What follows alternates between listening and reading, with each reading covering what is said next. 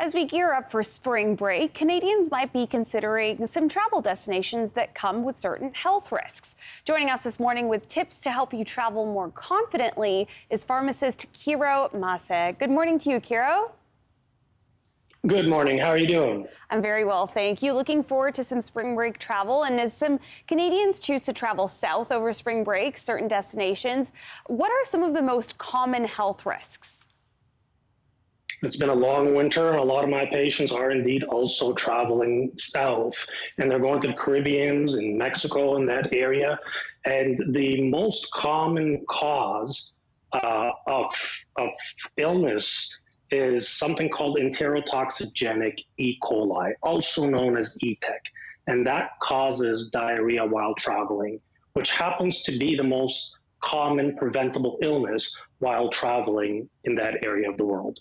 Interesting. So what tips do you usually share with Canadians to help protect their health when they're traveling internationally? Because obviously they can't go to these places and not eat or drink the water. So what tips do you usually give them? Well, if you're not going to eat or you're not going to drink, then why travel, right? But there's a way to do it safely.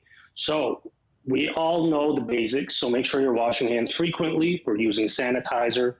We all heard of the saying, cook it, boil it, peel it, or forget it. So these are very good measures to deploy. But in addition to this, we can get certain vaccination that could help reduce the likelihood of getting sick while traveling. One of those vaccines is called Dukoral, and Dukoral protects against certain types of ETEC. And the great thing about this vaccine is that it doesn't require an injection. It's an oral vaccine. And the other thing that makes it very well received by patients is the fact it doesn't even require a prescription.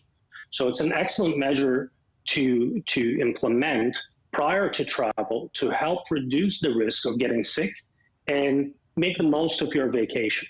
Right. So what's the next step people should take before their upcoming trip? How would they take this information and kind of roll with it?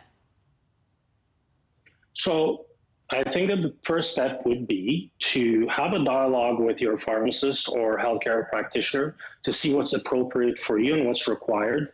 And remember that you should still deploy or implement the proper hygiene while traveling, but also certain vaccines like Dukoral can greatly reduce the risks while traveling and ensure that you have a good vacation and make the most of your time away.